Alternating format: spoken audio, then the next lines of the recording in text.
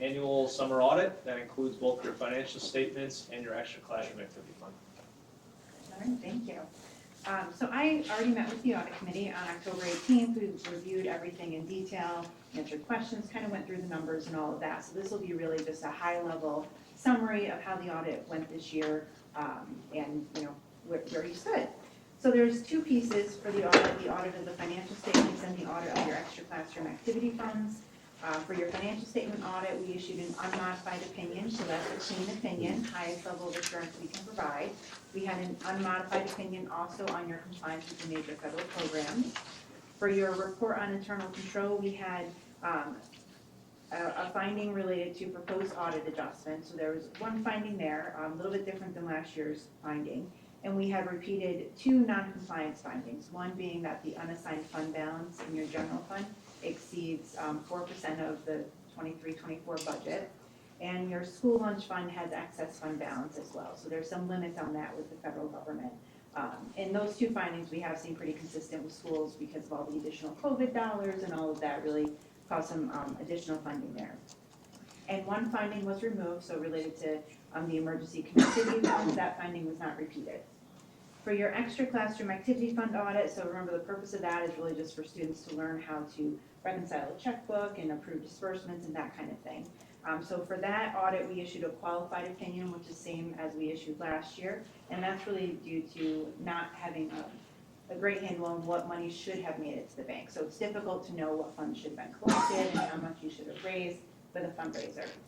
So we have a qualified opinion there. And then we did have a management letter that just includes findings, which is pretty consistent with what we see at other districts. It's a difficult process. A lot of people are involved, so there's a management letter there. So that's kind of that, like I said, high-level summary of how the audit went this year. Ryan, Kelsey have been fantastic, very helpful, provided us with access to whatever documentation we needed and all of that. So we'd like to thank them for their time there. But are there any questions that I could answer?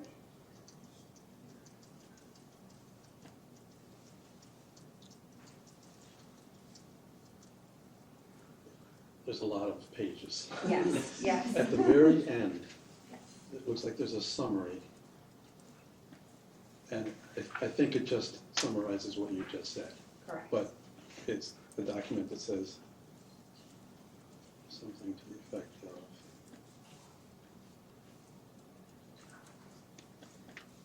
that you found certain things.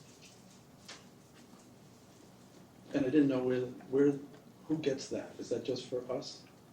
So are you looking at the larger document, probably back Yes. for a summary of what? So your financial statement audit does go to the state. The state Okay. requires that. And then it gets uploaded to the Federal Audit Clearinghouse because of your federal awards. So those are the two spots that it goes. The Federal Audit Clearinghouse is public record. Okay, it's page 76. Mm-hmm. So the summary of the results. So the fact that it says material weaknesses identified, yes. Significant deficiencies identified. I'm sorry, that was yes. The material weakness identified, no. No.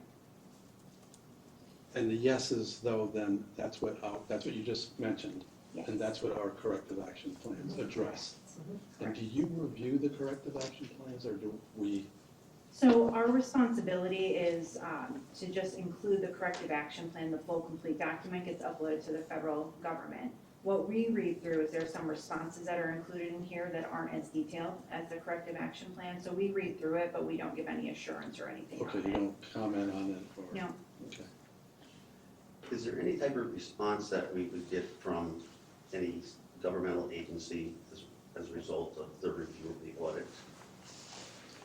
I have not seen that in the past, where there's been any sort of specific follow-up from a government agency. I know the state requires a corrective action plan. If you don't submit it, and if you don't include the specific components that need to be in there, the state will reach back out to you and say, this doesn't include everything it's supposed to include.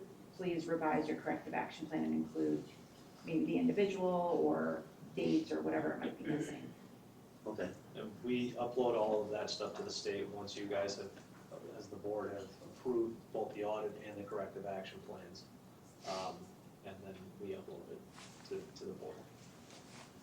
And there were two items that were repeat. Mhm. So we, The child nutrition Yeah, was a repeat. and the as- 4%. As was the 4%. which is common, I guess, now in this, because of all the pandemic money. Yes. But our corrective action plans, any different? Were they pretty much the same? They were similar to what they've been in the past, but they're alluding to, coming up, intentions that we have coming up. Okay, Like child nutrition is still, if equipment is needed, we'll buy the equipment. If, we do anticipate increased costs in food, as we've all seen at the grocery store. So, I mean, if you think back to last year, I want to say our excess fund balance was in like the $260,000 range, and it's down to $214. So, I mean, we've put a dent in it, Yeah. and there's still work to be done. Now, that said, as of yesterday, we started CEP all over again for the next Yeah. 5 years or 4 years. So that, it's going to become more difficult to spend down because we're CEP eligible, Mhm. because we're not. okay. That was a trend we noticed in the last round of CEP is as kids aren't buying meals, our fund balance increased. So. Do you hear back that they accept your corrective action plan? Or- Yes, yeah. So the corrective action plan for child nutrition, there's a form that you submit, I already submitted it, and I actually heard back from the state today that they accepted it. Good. The other one, I can't upload the others yet because you guys haven't approved it, and because they typically will want to know what date was this approved by the board. That's the one that's on the state portal that I'll do either tonight or tomorrow morning. Okay. to get it done. Ryan, forgive me, because I should have asked this question a long time ago, but are there any club advisors, club staff advisors that have approached you with any difficulties when it comes to filling out any financial statements regarding their funds? If they have questions, we do our best to answer them. If they come to us, we tell them what needs to be done in the order in which it needs to be done. They've come to myself, they've come to Kelsey, they've gone to Cheryl, and then as we went over in the meeting, we've got another layer now with Marissa being involved in the process. And so she'll be a resource for them as well. But I mean, if folks have questions on how do I properly disperse money, how do I properly deposit money, we're right there to answer their questions. Okay. So, Thank you. And the American Rescue Plan money is it's the art money. done June 30th. Well, actually September. September. of next year. Next year, yes. But we're trying to spend it out by June 30th, so we don't have any last minute, like, fire sale at the, or fire buying, it wouldn't be a sale. Any other questions? Thank you very much. Thank you, Heather. Thank you. So excited to be here, and she's not nervous in the least about any of this. Good. My name is Nicole Lindeman, I'm the tech director. I know everybody, so it's really excited, and this is Allie Leonardo, I'm the coordinator of innovation. I have no idea what you just said. And just in case, if we have really deep questions tonight, we also have Ryan Marash with us. But understand, if he asks a serious question, he's going to give you a really long answer. But you will have all the technical pieces. And we also have Quaco here. We had, turn it, yep. Go ahead. So cybersecurity is really important to us, and we do a lot of things here to protect our district, our students, and our staff. So if you take a look at the presentation for just a minute, what we can do is we can actually control what countries the students access, right? So we've actually removed access to Russia, China, and Iran, because those were the countries that were attacking us the most. So once we remove those, you'll see it's now the United States and Germany that are our top threats. So it's really interesting, when we remove those top countries, it now becomes the United States. So that's fascinating to us. You'll also see here, this is a map that we can see on our platform for the Meraki firewall, which is our first line of defense, both in the district and also going out of the district. So you'll see malware is there and also servers. So we're constantly under attack, as everybody is, but this is our first line of defense. So the Meraki firewall is a little new to us. We brought it on last year. We had some changes over the last couple of years since I've come on, and it's really made quite a difference for us. So some real basic understanding is the internet comes in and it hits that firewall, and that's our first line of defense. We also have Lightspeed. Again, that's relatively new. It's our second year in using that. That's our filtering system. From there, we also use Microsoft Defender, which is both on the Windows and the Mac. Right now, we're almost like laptops. We're close to 50%. So for staff using a Windows device versus a laptop. So the Defender helps us with that, with the antivirus, the malware protection, and it monitors our traffic for us. But those iPads are using just the Lightspeed, okay? And that's that filtering. We know where kids are going. We know where everybody's going on the web. We're alerted. Pardon me. Defender alerts us constantly for a variety of things, and that'll be in a slide in a second. Go ahead. So last year, again, going on that cybersecurity, we decided to do a phishing test. So tech services knew about it, the superintendent knew about it, but we didn't tell staff. And we pushed it out. What we found was 57 people clicked on this phishing email, and one actually completed the form, which gave her personal information. Yes, we followed up when we spoke to her, but she filled it in with her personal information. So that was our first real indication that we had to do some work and some professional development, and that's where Allie came in, and she really pushed in, and we started educating the staff more and more. We're also doing that with the students as well. But phishing has become really interesting because they're using AI. They're getting more sophisticated. They're making less spelling errors. It looks more real. You know, Allie was doing a recent PD on texting, right, Allie? With the phishing training, have you ever gotten the text message from FedEx that says fill out this form to US update Postal your Service. address? What? Got one from US Postal Service. Correct. Don't do that. Right. Don't fill it out, please. But they do that to collect your information to then sell it on the dark web. Even your name and address, which some of us already have that out there. So in order to teach the teachers, we use RIP 1, which is a data privacy and security training modules. Last year they did the first module. This year they did the second one. The second one focused on phishing. For those that didn't complete the online training, they sat with me and I did a whole lesson on phishing. Just real exciting. Go back one slide. Sorry. No, you're fine. So what a couple of the notifications we get has to do with staff and students with password sprays, where we're alerted to that, malicious IP addresses, as well as suspicious logins. So we're notified of that, and then if it's with a student, we talk directly. It's me. We talk to the students about data privacy and security and using VPNs and to avoid those. So What's a password spray? yeah, Brian. Yep. So a password spray is Now we when know. sector. You gotta go right Yeah. to it. Okay. So when someone malicious will take a bunch of different passwords, so huge list of passwords, and then just take a username and just blast that with all those different passwords and see if one of those passwords will unlock the account. So we've had a couple of students with that. We've actually had a couple of students that we work with very closely. Nice job. Work with, this is very excited about cybersecurity.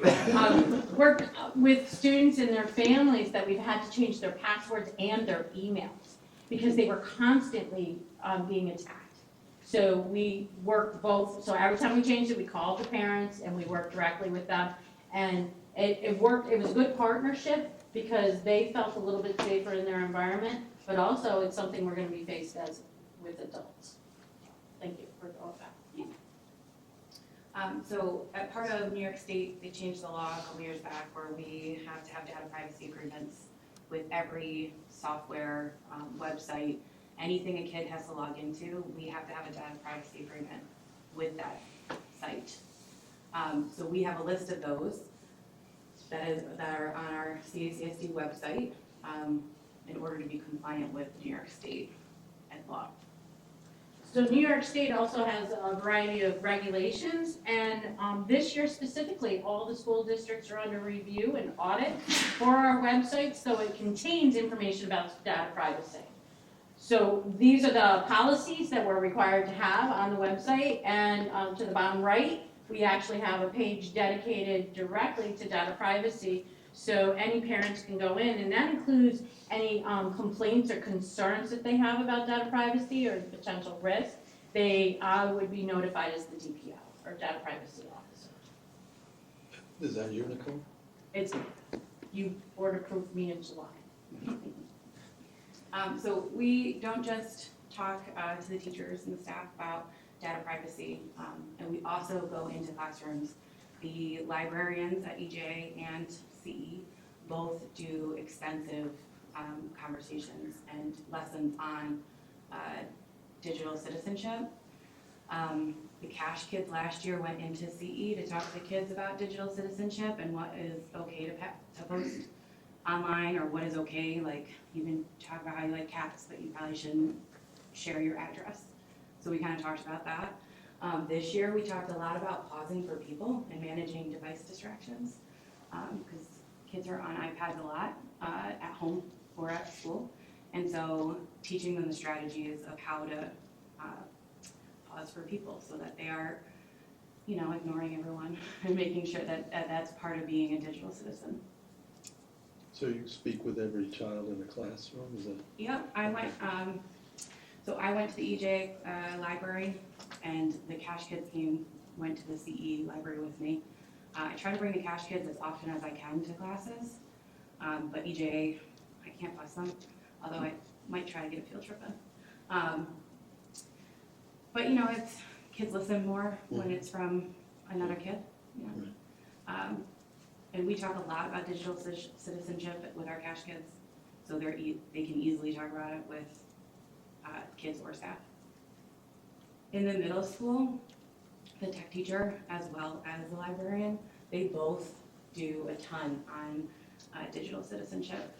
The tech teacher has this extensive activity on the digital footprint, which is like everything that you have online. Because kids, you see the things on like Facebook where they're like, oh, I'm from Utah, share this so I can show my kids everywhere it goes. That was big in the last, probably 5 years ago. The librarian talks a lot about website cookies and online safety and how to research and what is a valuable resource and what is probably not real. And then this year in the middle school, because last year I went in, we talked a lot about digital safety, and this year we talked about digital drama and how to be an upstander, because a lot of kids say lots of things online. In the middle school, they're more likely to have social media, so it's easy to say things online. So we talked about if it's easy to be negative online, it's just as easy to be positive. So we talked a lot about digital drama and how to stay away from it. We also go into the middle school classrooms and kind of do an iPad training, and we also change all of their. We talk about complex passwords, and we change all their passwords for Gmail, which in our Google, because we have single sign-on, is connected to a lot of things. So we want them to have the most complex password as they can remember. That way, people aren't guessing it, trying to log in and emailing others from their Gmail. In the high school, the computer science class does a lot on cybersecurity. They dive a lot deeper into it than we would in the middle school and the elementary. Cash also talks a lot about digital citizenship, and the English classes go into the library and do research classes, and they also talk about digital citizenship. And then, because AI is so fairly new, the social studies teachers have talked about the ethics of AI and when's it appropriate, when's it not appropriate to use. And so these are the resources we use for the teachers. OIO is a big one because it has computer science courses on it, and it has lessons that teachers can use in their classroom and can share with kids. And then the bottom ones are common websites that teachers use that will also give them videos, give them lessons, help them teach. Computer science is now standards across K-12. So they have come out with a lot more lessons and information on how to help kids stay protected and how to teach them to make sure they protect their PII, which is their personal identifiable information. Any questions? The criminals use AI. Yeah. But as us, as the good guys, do we use AI in any form or fashion to fight? To fight? Well, to counter what they're doing in our systems? Is there a way for us to use AI in any sort of way?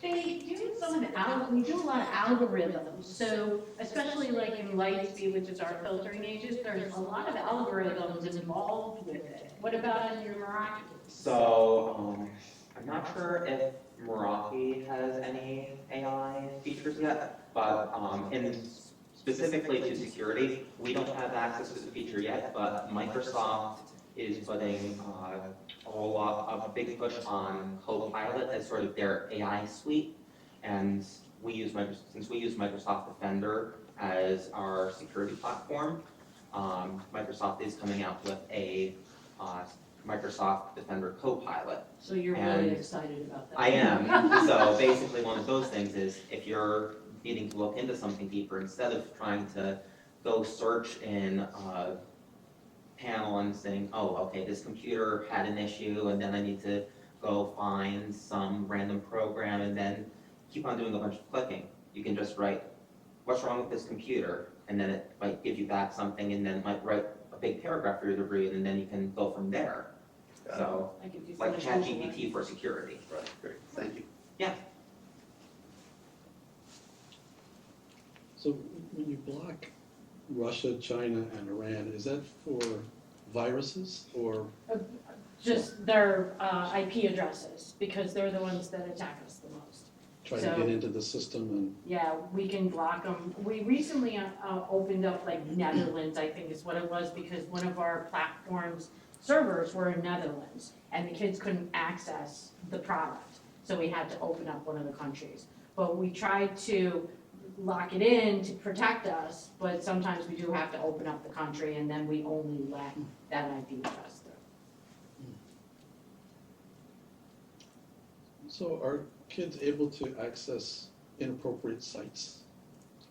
Or No. what blocks that from happening? Lightspeed is a filter that we use. What is it? Lightspeed, so if they try to get onto something they shouldn't, It'll it block them. blocks it. Whether it's YouTube videos, a website, inappropriate image searches. And each time, if something, a teacher raises something, we can go in, we can look it up, we can see where the student has been, we can do reports on it, and we can go in and look to see if the student has something as well. So whether that's the actual device or on a Google Drive, we can look at that and investigate that. But the filtering agent is based on the group you're in. So the adults have less filtering, there's filtering, but there's less than like the littles, which are your pre-K to fourth grade. They have a lot of filtering on, they can't do too much at all. So it's all based on the group and age appropriateness. You get notices if they're searching for things that, Yes. We get both searching and pictures. So, and principals are notified as well with that, yes. And we actually use two. We have a free version of our old system that still alerts us because we have that product, but it's free. And then we have the new Lightspeed, which alerts us as well, so we can get crossover, which works really well. Any new systems that we purchase, that the district purchases for cybersecurity, is that aidable? It really depends on, it really depends on who we're purchasing it through. Like, if we can get it through BOCES, we will, and then get the BOCES aid on it. I mean, anytime Nicole comes to me with something, my first question is always, can we go through BOCES? Just because we go through BOCES, we catch the aid. not just the aid, but is, Nicole mentioned before, somebody that, any software where you, like Ally did, it has to they have to pass muster to protect our kids' privacy. And BOCES, just because they're bigger, they have this, the capacity, they've done a lot of that for us at a time, so otherwise we'd have to do it individually, and that's. So any product we buy, a software product that we buy out of BOCES, they have the Law 2D contract on file, they negotiate it basically for us. If we buy separate from BOCES as a software product, we have to get the Law 2D, which Ally works hard at, and we get a lot, we have a lot of products here. But speaking directly to like the Meraki, we had to buy that Meraki appliance, that firewall for EJA, because we just got fiber into EJA. They have their own, they're not looping from us any longer. So they had to have their own appliance, so we bought that, and we bought it through BOCES. Nice, nice. Where do you see our costs going with cybersecurity in the future, now, looking ahead? I think we will have to continue to buy more products to protect us because the bad actors are smart and they have a lot of resources, so I think we will have to continue. We also have, which we didn't talk about, was even like our disaster recovery and what happens in the event of. We have that in place as well, and we also have the chart from BOCES that we need to follow in the event that we're attacked or ransomware or those type of things. We also have insurance for such an event.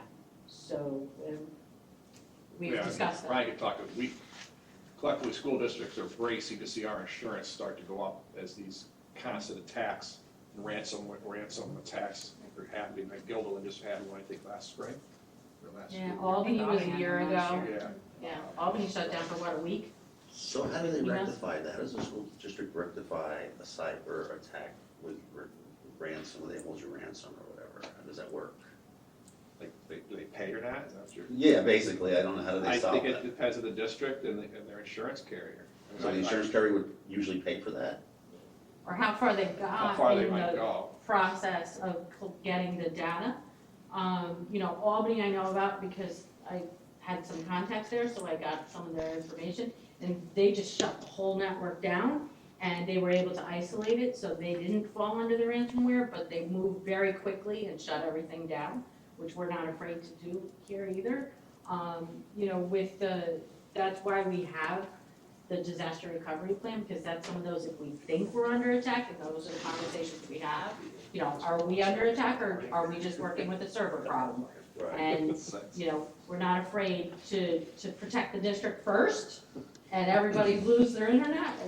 I'd rather protect the district. Makes sense. Are the insurance companies requiring more protection? Are you having to do more protection and show proof in order to be insured? I haven't had to do that yet, but some companies do. We have like the password change that was instituted after I came on because we weren't changing passwords when I first came on for staff or for students. So we instituted that, and that started last year. And it was a slow process, but now we're in the process, so it's about every 6 months. And it popped up right at the beginning of school year this year. But we do have that, the complexity of the password.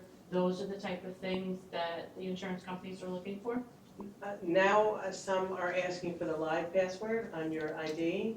Those are options you can do. It's a costly option, but what we do is we force the issue here, and we also do two-factor authentication, which is that's one of the things we put in place this year, where they had to do two-factor with either passcodes or on their phone if they so chose, or their iPad if they so chose. So the first time they log in, they have to do that two-factor on that device. And we also have protection on our student management system as well.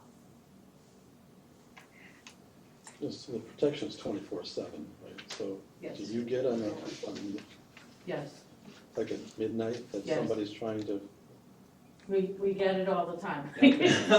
Whether it's a student, and then that student alerts go to the principals. And if I'm really concerned, I'll call the principal and say, did you see the alert? So we're all getting those. The ones we get on students, I usually get the student out of class, or I have a chat with the student to make sure, one, they're safe, two, they're making safe choices about their data. So yes, it's 24/7. So this is a large part of your responsibilities here.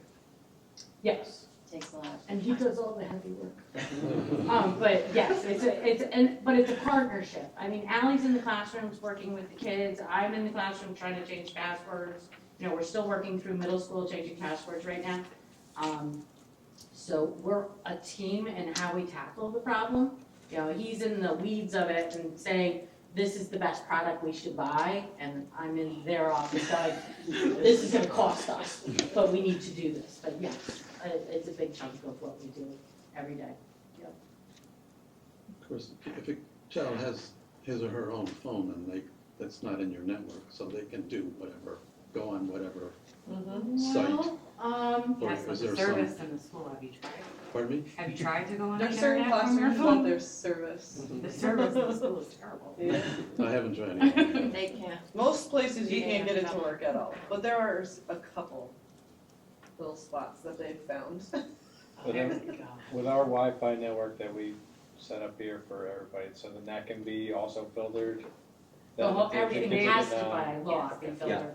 Yeah, when my niece signs on to the Wi-Fi, she gets blocked from stuff, so she signs out from it and tries to look up whatever she's trying to watch Public Netflix, is whatever that filtered as much. is. You can't watch So that that. night, Yeah. that nighttime, we're required by law to do that. Mhm. So we do it, and public is actually pretty strict compared to staff.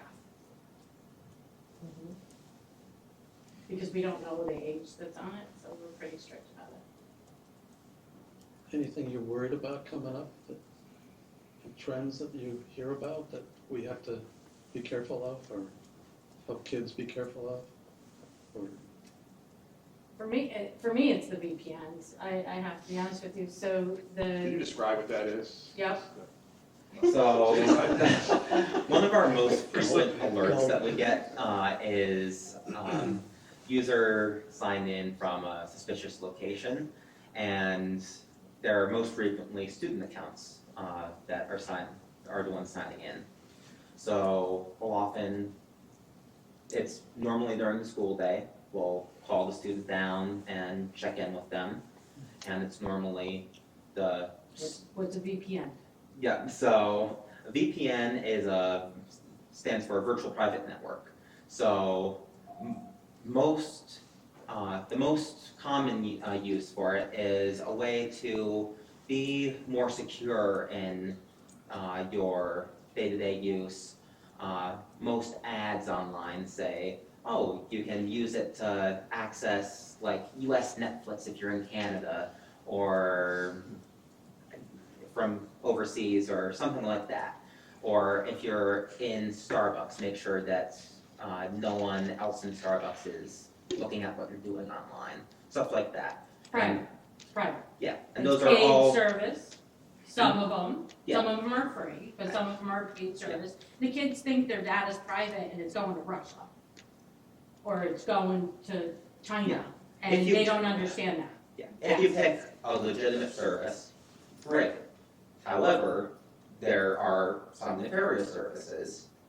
The other side of that is if the students did somehow manage to get on our network, they're completely bypassing our filters with that. So Nicole's difficult about that.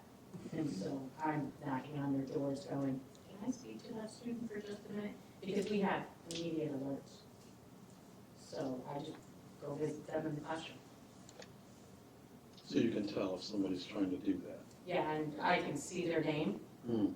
and then I just look them up and go visit them. And I keep a running record. And if it's more than once, then we talk about other things.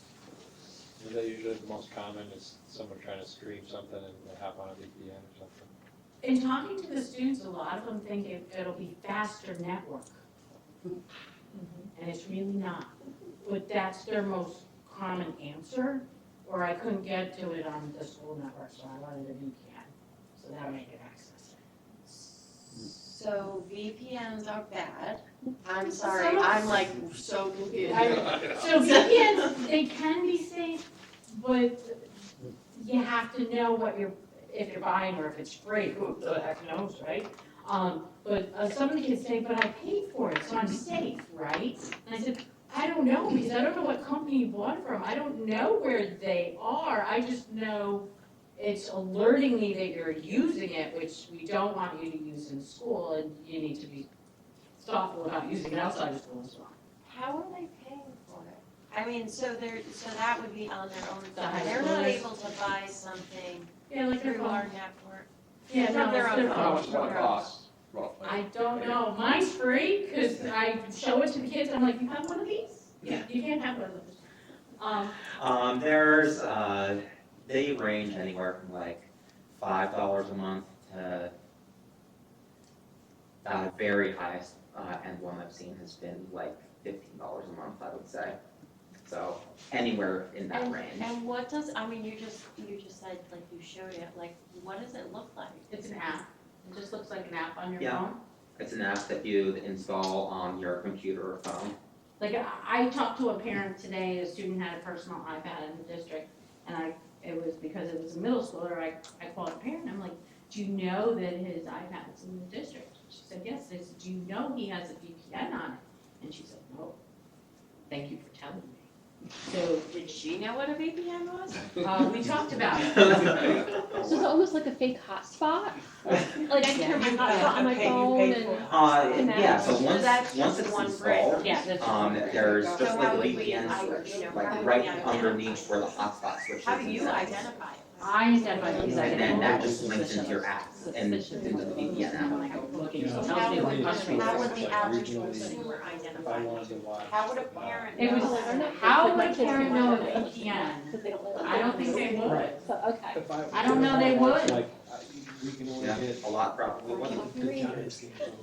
Like the parent that I spoke to today, she didn't know about the VPN, she knew about the Snapchat. So she knew that, she could acknowledge that because I think that's how they were communicating, but the VPN, she didn't know. So it's about to me, it's about education, it's about educating the students about the dangers of it and their data privacy. And staff, we don't get those alerts on, it's the students. Here's my question.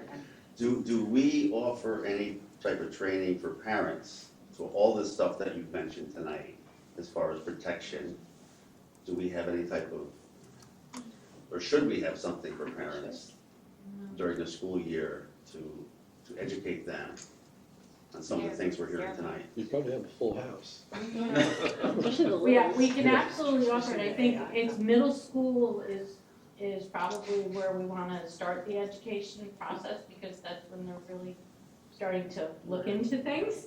In the high school, seeing a lot of them have phones, they have their own Apple ID or on they move, you know, and they have a lot of their own apps, so, yeah, it's So absolutely I think something as a we can district, where consider. we're trying to move to be a community Right, yep. school offering resources to the whole community, so this would fall under that umbrella. Absolutely. Or even anything written, like, we send a lot of stuff home, is that something that we might tag on to something that you Or already make a do, couple like, short videos or something. hey, Yeah. watch out for VPNs, or do you know what this means when your child's screen has this? I hope I'm not violating any confidence, but my 8-year-old granddaughter applied for a Target debit card to buy a Taylor Swift CD that's supposed to be coming on Friday. Yeah, we'll get to see that. They didn't, it wasn't through your device. Thank you, thank you. Hopefully we blocked But that, just, so. It was a Yeah. Target debit? yes, yes. Yeah. Not a credit. No, A debit. debit card. And it But she wasn't didn't, phishing, she right? couldn't get through. Prerequisite to graduating high school, Yeah, that's one of those, like home economics. Yeah. Yeah, and that might She be couldn't something get Cash can it help us because with. it wanted her is social security info. number and she didn't know. So there was, No, but she she's knew all, where that was. she's all right, set. right. She gave her address and so now Target might stop by. But that's the kind of thing that It's you're scary. talking about. It's really scary. I think like Cash can create some nice quick videos that we can share out, and whether it's students and staff and parents, and start providing some of that You education. know, when her mother went into the site, the CD was in the cart. It just wasn't paid for yet. So there's a 1 in the cart, you know, like, And that's what it Was she just waiting for authorization for the credit was. card? No, she was very proud that she was gonna get. So what's the corrective action plan? Take away the iPad. No, really, it was about explaining just what you're saying. No, Explaining it's not Ryan. the danger. I'm gonna tell her, you said. Please tell We are gonna see her on Saturday. Yeah, we will. I just ordered. But it's what you're talking about, explaining the danger of this, and even to the young elementary school kids who Yeah, are we trying talk about this. not sharing your address. Yeah, Right. Yeah. Some In my, kids- I've seen it where a child was bought $300 worth of stuff on Oh, their my credit card. stepson. Yeah, that's a huge thing nowadays with all these iPad games with microtransactions. My kids try to do that on our TV, because they Yeah. have we have the stick, whichever one. Fire stick? It's not the Fire Stick, it's whatever, the other, Roku. Roku. And they just went and downloaded a game, and I got an email saying that whatever game thing, I went down to the TV, I'm like, what did you buy? And it was a game where they were trying to, it was like a farming thing, but you could buy more stuff. And we had a whole conversation, like. They have to have it, I've been there. They have to have it. Passwords now and all that stuff. That's great. so yeah, you'd have a full house if you Yeah. have a, we'd probably be, right, Ina?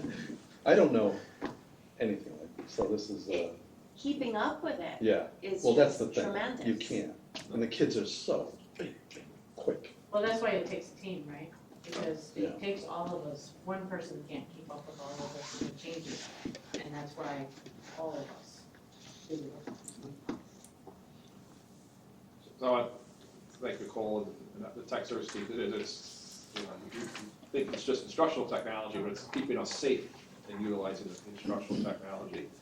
And as Mike said, you know, what's on the horizon, I mean, artificial intelligence, AI, is on everybody's mind, you know, as far as superintendent's tech services, you know, it could be a good, but we also know it can be a bad, you know, out there. And so there's, we're working with our partners at OIO to provide some professional development for our teachers on how to use AI in the classroom to improve their lives, if you will, for that. It's just another layer of ethics and responsibility and how you can use it and what you can use it for. That's just, you can't keep up with that either, with what you can use it, you know. Changes every day. It could be a huge game changer. We thought Google changed the world. This is like Google 10 times, you know.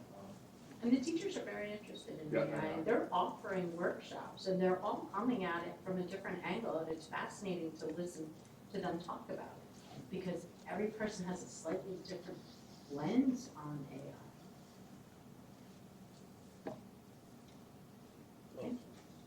Thank you very much for all that you do, but yeah, it is.